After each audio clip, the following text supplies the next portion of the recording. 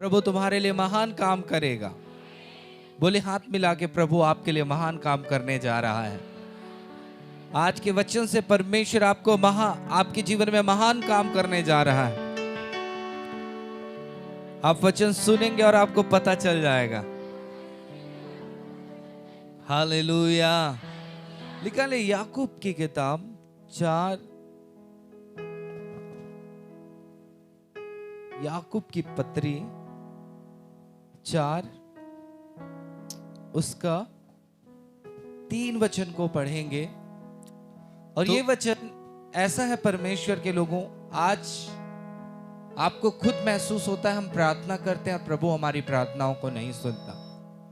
हम लालसा करते हैं कि हम चर्च में आ रहे हैं, हमें कुछ मिल जाए, लेकिन हमें मिलता नहीं है। हालेलुया।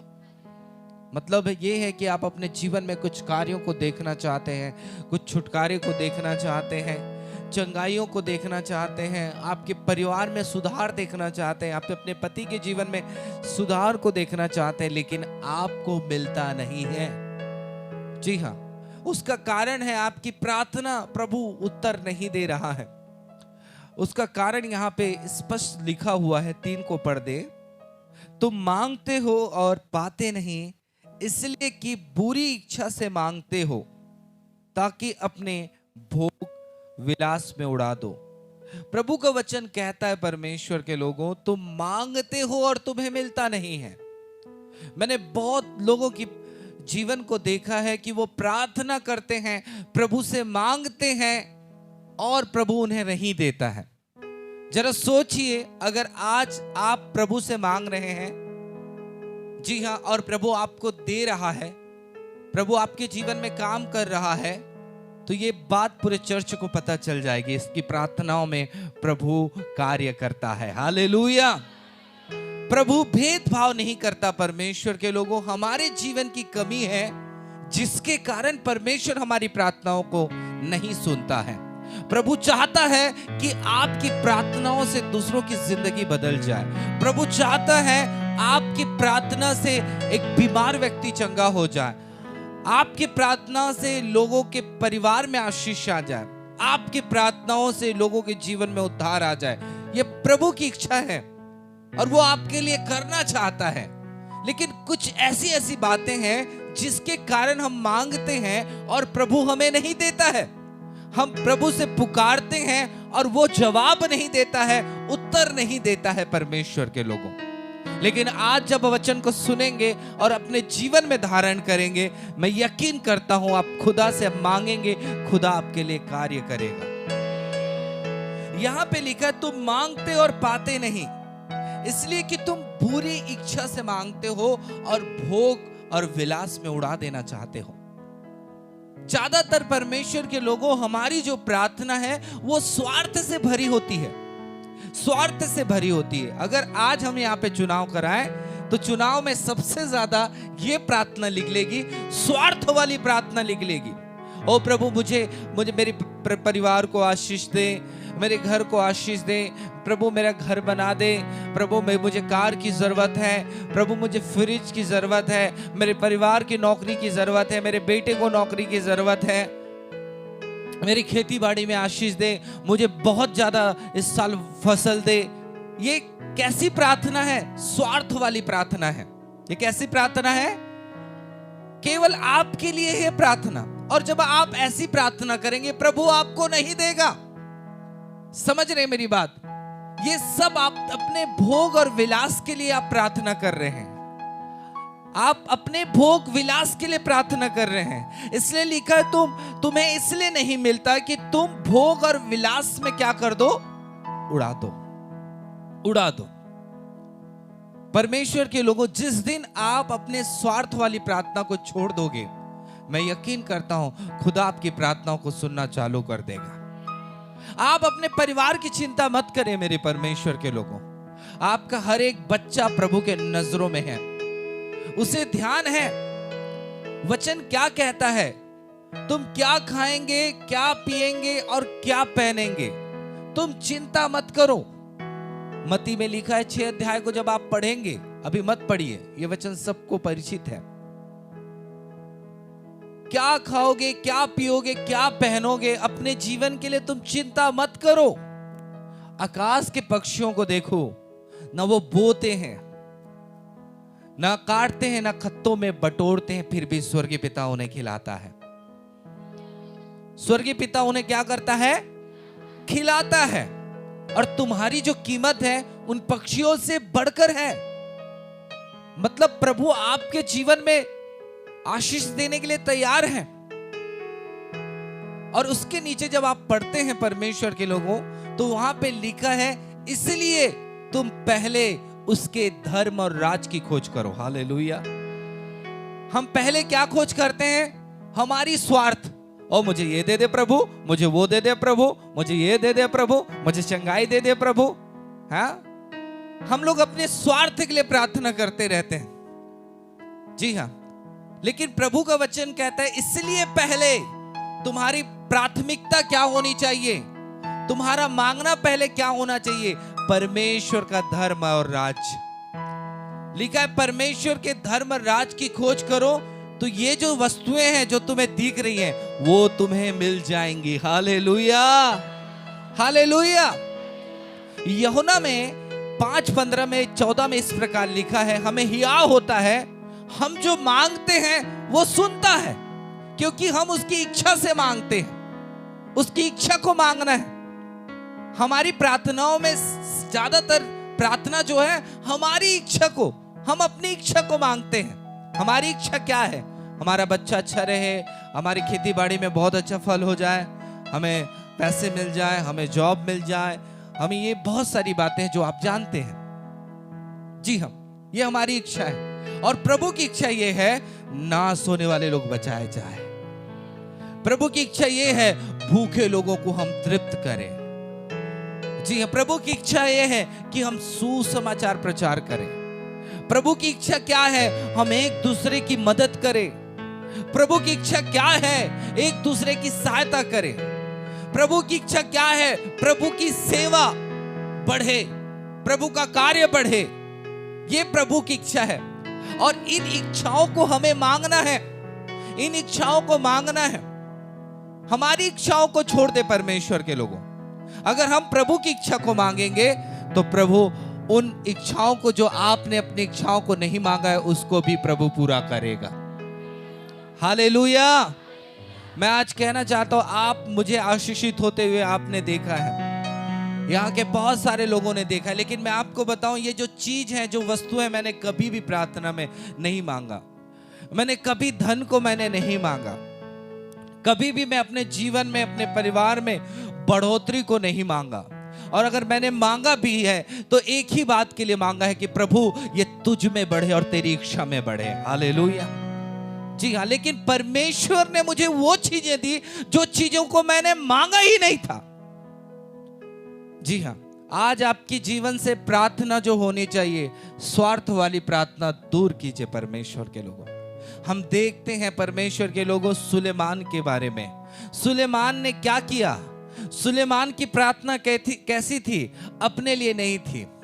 वो उसने क्या प्रार्थना की? प्रभु मुझे ज्ञान और बुद्धि दे कि मैं तेरी प्रजा को क्या कर सकूं, चला सकूं। जो आपने मुझे प्रजा दी है उसे मैं चला सकूं। उसमें उसने अपने लाभ के लिए मांगा गया, प्रभु मुझे एक बड़ी सेना दे, प्रभु मुझे बड़ा धन दे, प्रभु मुझे महिमा दे, प्रभु मुझे बड़े बड़े योद्धा दे, प्रभु मुझे बड़े बड़े महल बनाने के लिए सामर्थ्य दे, शक्ति दे। उसने प्रार्थना की थी क्या?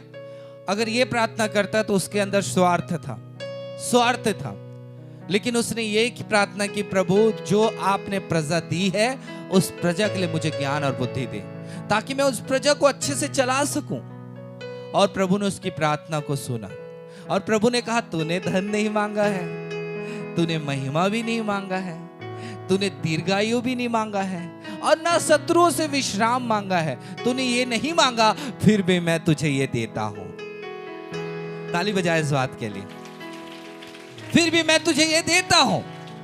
यस, परमेश्वर के लोगों, मैं आज कहना चाहता हूं, आप सही रीति से प्रार्थना करना सीखें, सही रीति से प्रार्थना करना सीखें। प्रभु आपकी प्रार्थनाओं आपके जीवन प्रार्थना में कार्य करना चाहता है, लेकिन जो आपकी प्रार्थना जो है प्रभु को मजा नहीं आ रहा है, खुदा को मजा नहीं आ रहा है।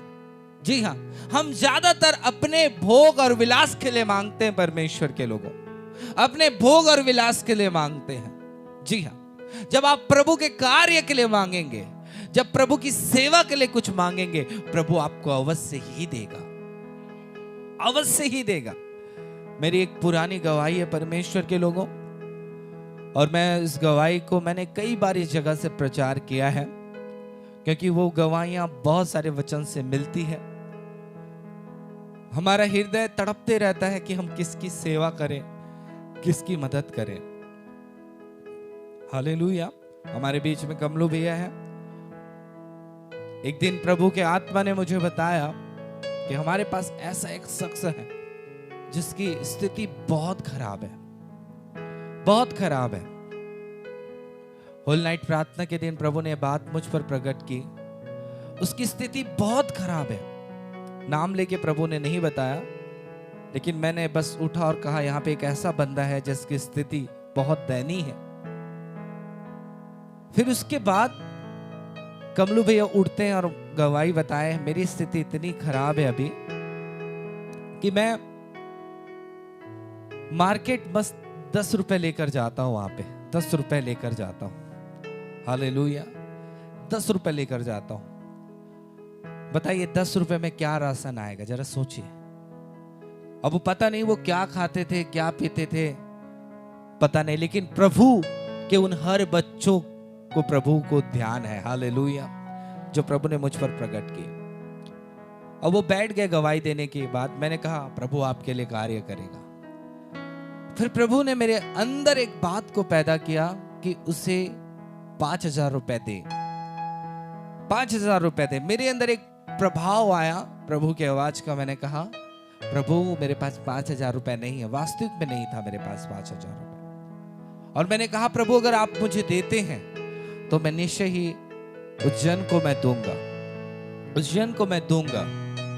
और सच में परमेश्वर के लोगों, मैंने यही मांगा परमेश्वर से, और प्रभु की आवाज फिर से मेरे पास आई, मैं तुझे दूंगा, उसमें से तुझे देना है, मैं जो दूंगा उसमें से तुझे देना है। ये आवाज पहुंचा और प्रभु का धन्यवाद, उसी महीने के अंदर एक बहन आई।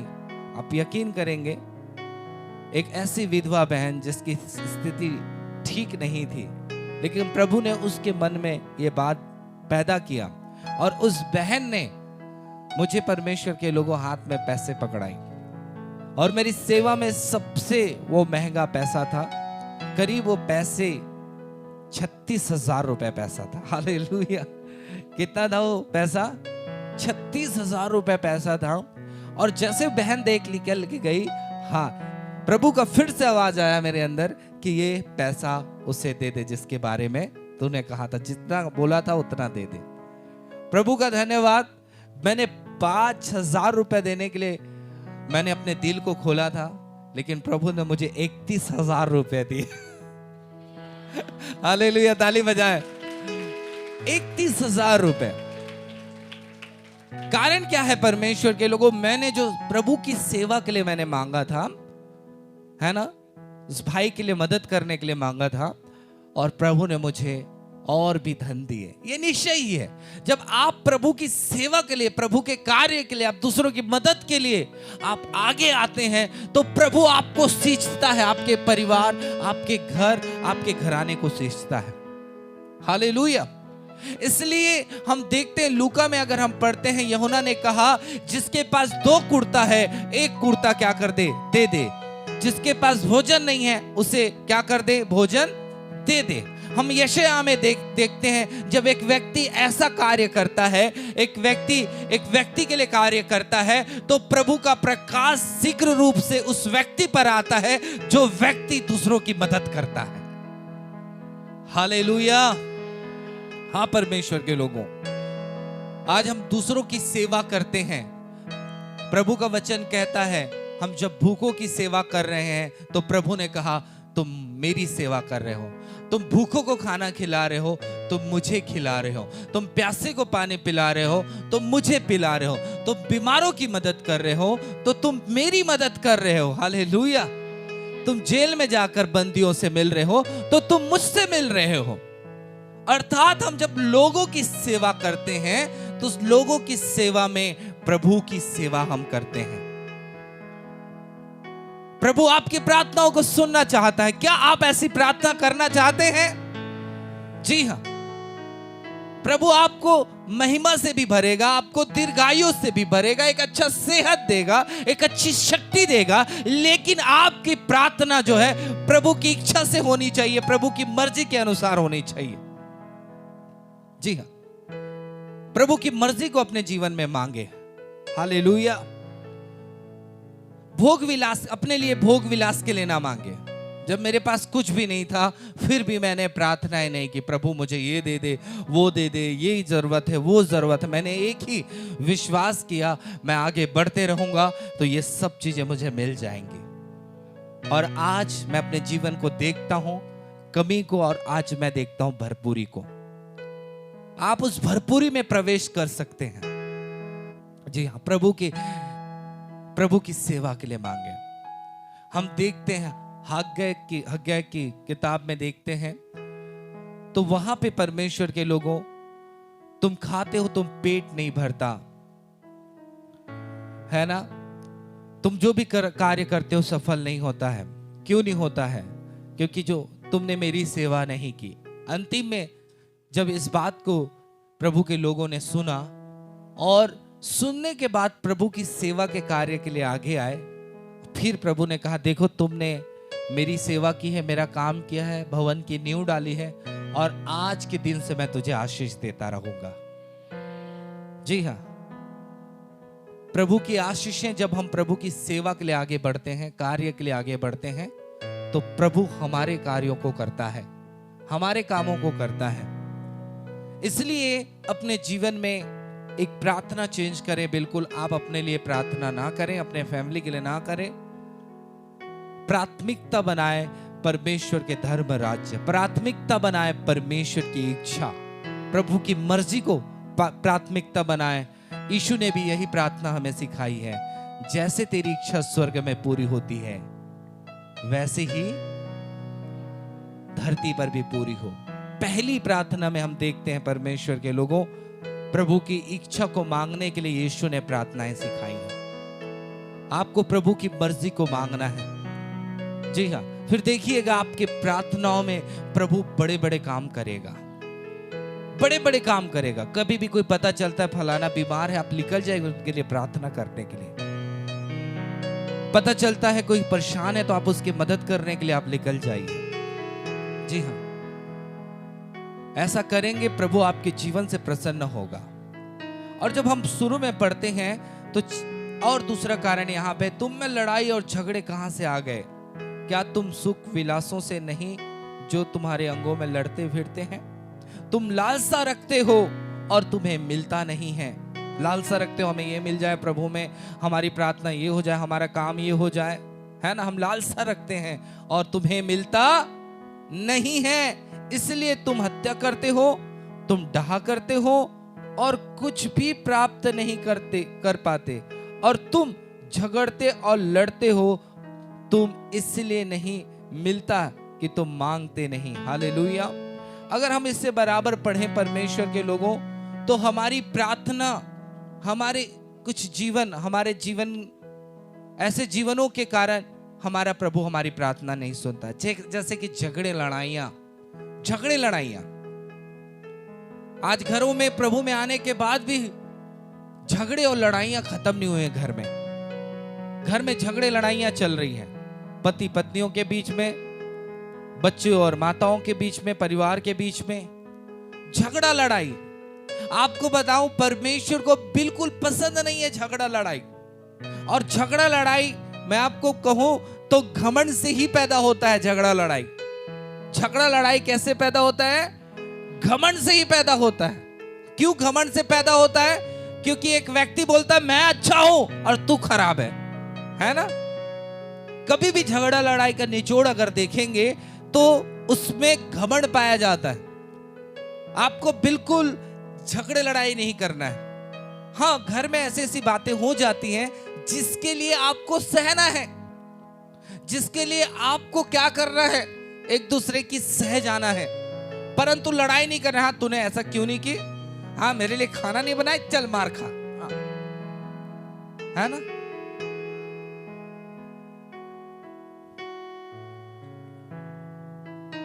तो परमेश्वर के लोगों, चाहे कुछ भी हो जाए, आपको झगड़ा नहीं करना है ना? जवान लोग जल्दी क्रोधित हो जाते हैं, पुरुष में ज्यादा क्रोधी लोग। मैं कहना चाहता हूं अपने हाथों को उठाएं, एक दूसरे को बोलो झगड़ा नहीं करना है, झगड़ा नहीं करना है। क्रोध में हम जल्दी आ जाते हैं, है ना? महिलाएं हाथ उठाएं, गाल फुलाने में नंबर 1। एक दूसरे को बोलो सहन करना है, सहन करना है। फिर देखिए प्रभु आपकी प्रार्थनाओं को सुनेगा, है ना? जी हाँ, झगड़े लड़ाई खत्म करें। प्रभु घमंडियों को नीचे करता है। यहां पे इसीलिए भी लिखा है, जब आप आगे पढ़ते हैं 6 में लिखा है, वहां तो और भी अनुग्रह देता है। इस कारण लिखा है कि परमेश्वर अभिमानियों का विरोध करता है। अभिमानी घमंडियों का विरोध करता है, दया नहीं करता, कृपा नहीं करता, आशीष नहीं देता। प्रभु घमंडियों को आशीष नहीं देता, बरकत नहीं देता। बाबूजी को बैठाइए, इधर आ जाओ, अंदर आ। समझ रहे हो? अगर हमारे यहाँ झगड़ा भरा है, मतलब घमंड भरा है, तो प्रभु आपका विरोध करेगा, आपका साथ नहीं देगा, आपका विरोध करेगा। पड़ोसियों के साथ भी झगड़ा मत करे। जी हाँ, पड़ोसियों के साथ भी झगड़ा ना करे। झगड़ा करेंगे तो खुदावन आपकी प्रार्थनाओं को नहीं सुनेगा। आप रोगे, आंसू बहाओगे, कितना भी प्रार्थना करो, प्रभु आपकी प्रार्थनाओं को नहीं सुनेगा। जी हाँ, एक दूसरे की सह लो। पति पति का सह ले, पत्नी पति का सह ले, है ना? बच्चों का सह ले, माता पिता। एक दिन आप देखेंगे परमेश्वर उस जगह पर आप प्रार्थना करेंगे, प्रभु आपकी प्रार्थनाओं को सुनेगा। तकलीफ कई बार होता है ना? कितने लोगों को पत्नी के कारण तकलीफ होता है? हाथ उठाएं ईमानदारी से, हाथ उठाएं। 1 जन, 2 जन, 3 जन। मुझे पता है पत्नी घर में क्लास लेगी करके हाथ नहीं उठा रहे। मुझे पता है कई बार तकलीफ होती है। मैं कई बार सीमा जी के बाद से मुझे लगता है दुख, सच में लगता है। क्यों? ऐसे होंगे परिवार में, लेकिन प्रभु ने पहले से वचन दिया है, क्या कर लो? सह लो। अब बताओ पतियों के बाद से कितने लोगों को दुख लगता है यहाँ पे? हाँ, इधर ज्यादा है वोट देने वाले। मुझे पता है आप लोगों को लगता है। जी हाँ, होता है एक दूसरे, लेकिन हम वचन के अनुसार क्या कर लेना है? एक दूसरे की क्या कर लेना है? सह लेना है परमेश्वर के लोगों। और जब आप प्रार्थना करेंगे ऐसा रवैया रखकर, सच में प्रभु आपकी प्रार्थनाओं को सुनेगा, आपकी दुआओं को सुनेगा। जी हाँ, झगड़ा नहीं करना है। प्रभु घमंडियों का विरोध करता है। अगर आप इसी अकड़ में रहेंगे तो एक दिन आपका जीवन उलट पुलट हो जाएगा। अगर आप अपने जीवन को नहीं सुधारेंगे, एक उलट पुलट जीवन हो जाएगा। एक कहानी मुझे याद आया, एक जामुन की पेड़ और एक बांस के पेड़ के बारे में। और एक दिन जामुन कहने लगा, हे बांस, जब भी आंधी तूफान आता है तू झुक जाता है, तुझे तन के खड़े रहना चाहिए और आंधी और तूफान का तुझे क्या करना चाहिए? सामना करना चाहिए। तो बांस कहता है, हे जामुन, हमें झुकना हमारे लिए अच्छा है, झुक जाना हमारे लिए अच्छा है। जामुन जो है इस बात से दुखित हुआ, ये मेरी बात नहीं समझ रहा है करके दुखित हुआ। कभी हवा जब आए तो हमें उस हवा के साथ ऐसे झुक जाना चाहिए। हालेलुया। और इससे हमारा नुकसान नहीं है, फायदा है। लेकिन जामुन समझा नहीं। एक दिन बहुत तेज आंधी और तूफान आया और जामुन क्या कर रहा था? अड़ के था ऐसे, कितना भी आंधी तूफान, मैं इधर टलने का नहीं। हालेलुया। और वो सामना कर रहा था। और हवा का झोंका ऐसा आया, हवा का ऐसा दबाव था, अगर वो ऐसा झुक जाता तो हवा का प्रेशर कम पड़ता है ना, झुक जाता तो हवा का प्रेशर कम पड़ता, वो झुका नहीं, हवा इतना दबावशाली था कि पेड़ उखड़ के गिर गया। अगर झुक जाता तो हवा का प्रेशर कम पड़ता। समझ रहे हैं? ये बहुत सुंदर कहानी है। अगर हम अपने घमंड में और झगड़े लड़ाई में हम ऐसे फंसे रहेंगे, एक दिन पूरी रीति से गिर जाएंगे, पूरी रीति से गिर जाएंगे परमेश्वर के लोगों। इसलिए कभी अड़ वाला काम मत करें, अड़ वाला काम मत करें। जी हाँ, दीन बने, नम्र बने, और फिर देखिएगा खुदा आपकी प्रार्थनाओं को सुनेगा, खुदा आपकी प्रार्थनाओं को ग्रहण करेगा। आंधी तूफान मतलब समझ जाओ, कोई आपको बोल रहा है, कोई आपसे झगड़ा कर रहा है, तो आप सह लो, तो आप सह लो, ना कि आप पड़े रहो, ना आप तने रहो। मुझे याद है दुर्ग की एक घटना। एक जवान, आजकल जवानों में ये जुनून चला हुआ, जोश है लेकिन उनके अंदर होश नहीं है। पंगा लिए एक ग्रुप से, हाँ क्या है, कैसे, जो करना है कर ले। और ये पूरे पलटन को ले जाकर, मैंने ग्रुप में, चौकी ग्रुप में इस वीडियो को मैंने डाला था, लाठी से ऐसे मारे उस जवान की मृत्यु हो गई। घमंड और अहंकार आदमी को बर्बाद कर देती है। किसी ने कहा सबसे बड़ा शत्रु जो है घमंड है, किसी ने कहा, मैंने नहीं कहा, जी हाँ, लेकिन सच में ये आपको गिरा देने के लिए, आपको हरा देने के लिए, आपके जीवन को तबाह करने के लिए आपका घमंड है। कभी घमंड में मत आइए, कभी घमंड में मत आइए। इसलिए याकूब की पत्री में अगर 5 अगर उसके अंतिम को पढ़ते हैं तो यहां पे भी प्रभु प्रार्थना नहीं सुन रहा है, तो यहां पे प्रभु ने तरीका बताया अपने दास याकूब के द्वारा। इसलिए तुम आपस में एक दूसरे के अपराध को क्या कर लो, पापों को मान लो, और एक दूसरे के लिए प्रार्थना करो, जिससे तुम क्या हो जाओ, चंगे हो जाओ। यहां पे प्रार्थना करने से पहले प्रभु सुझाव दे रहा है कि आपस में अपने अपने पापों को मान लो। कई बार इतना अकड़ रहता है एक व्यक्ति के अंदर, गलती करने के बाद भी नहीं झुकना। खास करके हम मसीहों में नहीं होना चाहिए, नहीं झुकना, ना माफी मांगना। लेकिन आपको बताओ, इसके कारण आपके सेहत पर असर पड़ेगा। आप चंगाई आपको नहीं मिलेगी, छुटकारा नहीं मिलेगा। हो सकता है परमेश्वर और भी आपके जीवन में कार्य ना करे। सबसे पहले आपको करना होगा एक दूसरे के पापों को मान लेना है। हाँ बहन, मैंने आपके बारे में ऐसा कहा था, आप मेरे लिए प्रार्थना कर दें, मेरे लिए दुआ कर दें।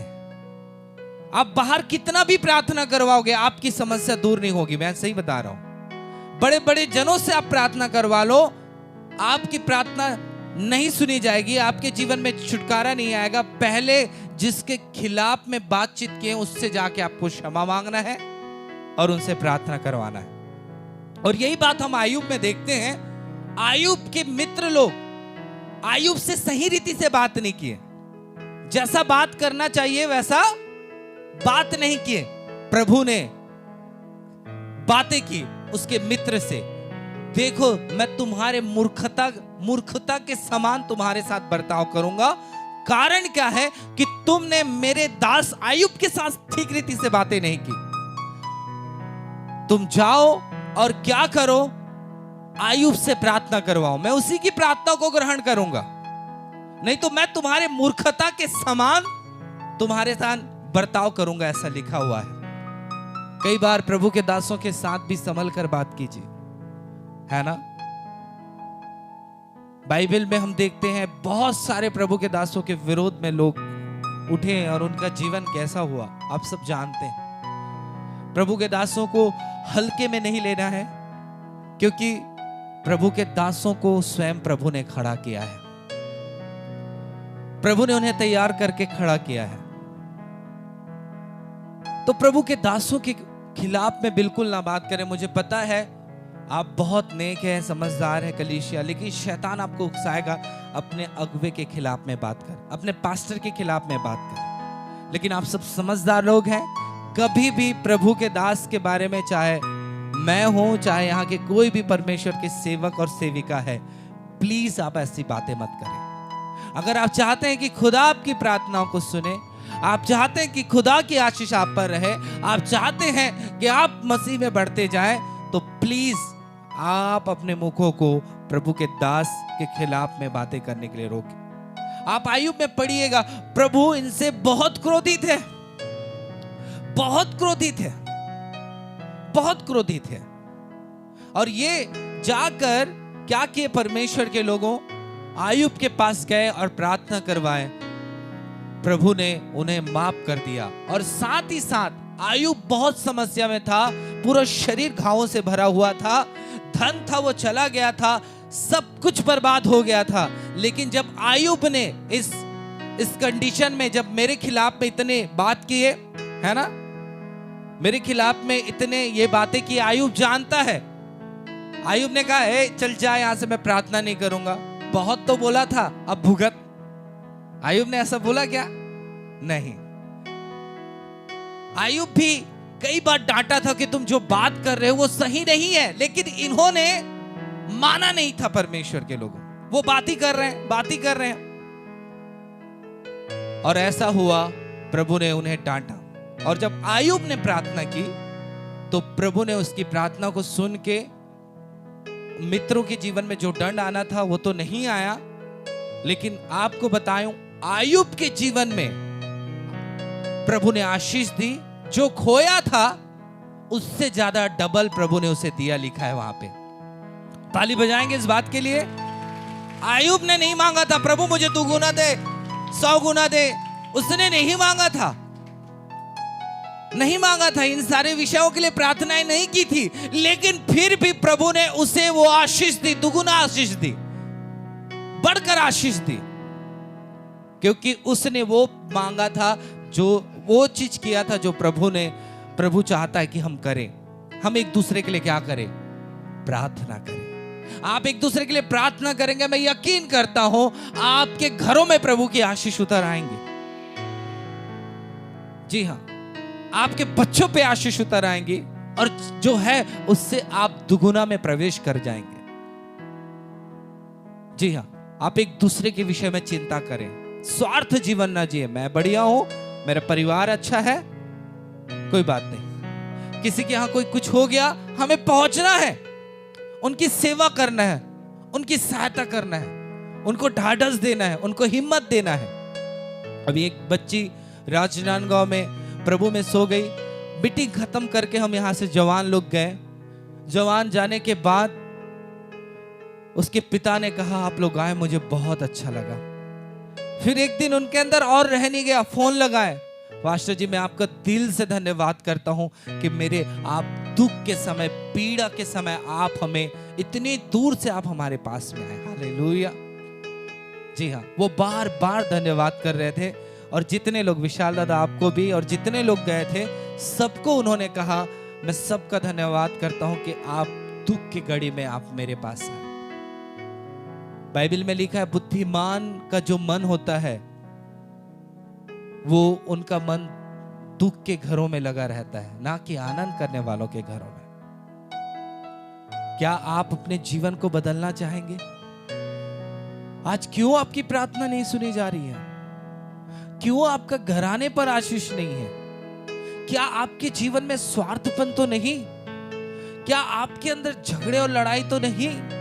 क्या आपके अंदर घमंड तो नहीं? प्रभु के लोगों, प्रभु चाहता है कि हम इन सब से दूर हो जाएं। और यही चीजें हैं जो परमेश्वर हमारी प्रार्थनाओं को नहीं सुनता है। मैं आज कहना चाहता हूं, आप बात करते हैं तो संभल कर बात करें।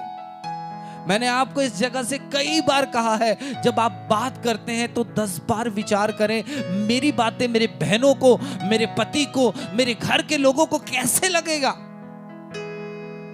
विचार करके बात करें। कभी कभी एक बात झगड़े को पैदा कर देती है, एक बात घर में लड़ाइयों को पैदा कर देती है। बातचीत में आपको संभल कर बात करना है परमेश्वर के लोगों। प्रभु तैयार है, आपके मांगने जाने पर वो आपको देने के लिए तैयार है। प्रभु आपके द्वारा बड़े बड़े कार्य करना चाहता है।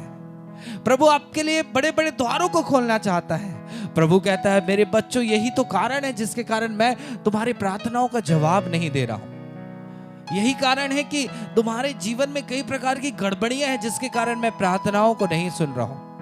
मेरे प्रभु के लोगों, हम प्रभु में आए हैं तो हमें प्रभु के मुताबिक चलना है, ना कि हम अपने मन मर्जी से। यहाँ 4 में लिखा है, हे व्यभिचारिणियों, क्या तुम नहीं जानती कि संसार में मित्रता करनी परमेश्वर से बैर करना है। संसार मतलब समझिए, संसार में क्या होता है? खर्रा, पौवा, झगड़े, लड़ाइयां, मारपीट, दंगे, फसाद, गाली गलौज, जलन, ईर्ष्या, भेदभाव, निंदा, ये सब संसार में होता है। और वचन कहता है कि संसार के साथ मित्रता मत करो, संसार के साथ संबंध मत बनाओ। संसार में व्यभिचार, गंदी बातें, और संसार से जो व्यक्ति मित्रता कर लेता है, परमेश्वर से बैर करना है। परमेश्वर से क्या करना है? बैर करना है। और जब तक आप परमेश्वर से प्रेम नहीं रखोगे, उसकी आज्ञाओं को नहीं मानोगे, आप उन महान कामों को नहीं देख पाओगे। इसलिए लिखा है यहां पे 8 में लिखा है, परमेश्वर के निकट आओ तो वह तुम्हारे निकट आएगा। आज संसार ने आपको परमेश्वर से अलग कर दिया है। आज बुरी संगतियां छोड़िए।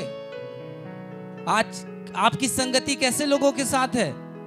गलत लोगों के साथ में है। आपको बुरी संगतियां छोड़ना है। समझ रहे मेरी बातों को? संसार से अगर हम संसार के साथ चलते रहेंगे तो कभी भी हमारी प्रार्थना नहीं सुनी जाएगी।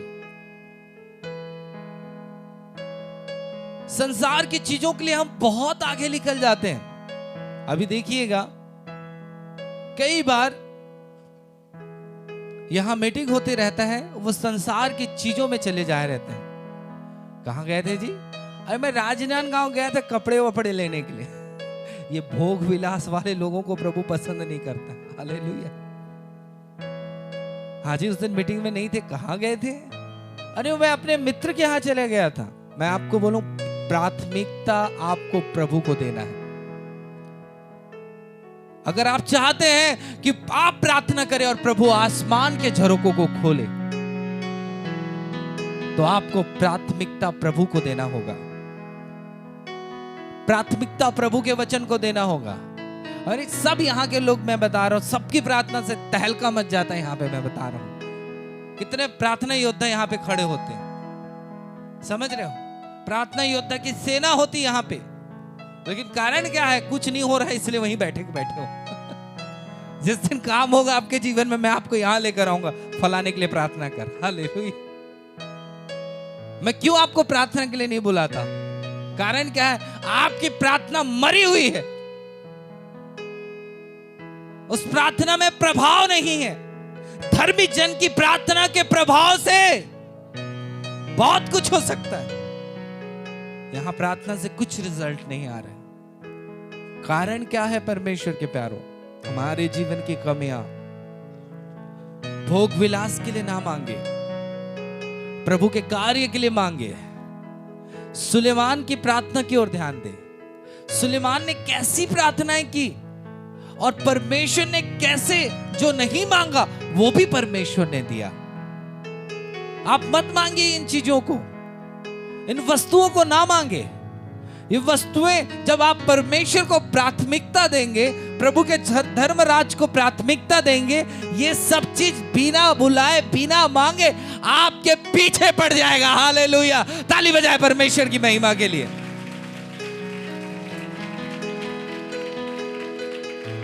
परमेश्वर आपकी प्रार्थना को सुनने के लिए तैयार है। आज उन बातों से क्षमा मांगे। आज घमंड को निकाल कर फेंके, झगड़े लड़ाई को निकाल कर फेंके। मेरे प्यारे परमेश्वर, अपने शब्दों को रोके।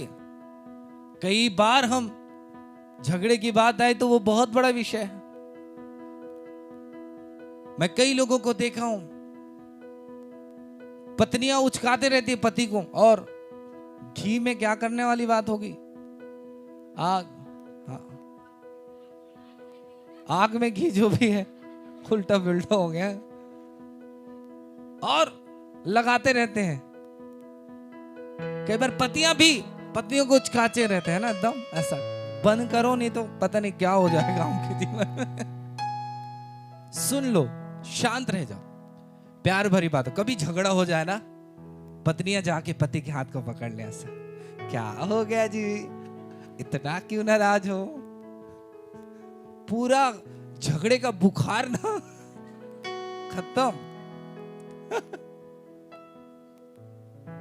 जब पत्नी बहुत गुस्से में रहेगी, आप जाकर हाथ पकड़ ले, हाँ जी आप दिन भर काम करते हैं यहाँ पे, हमसे ज्यादा काम करते हैं, बच्चों को बहुत ज्यादा आप देखते हैं, खाना हमारे लिए बनाते हैं, कई बार हम लोग भी कुछ भी बोल देते हैं, माफ कर दो। वाह, प्रभु भी स्वर्गस देखेंगे तो स्माइल करेंगे मस्त।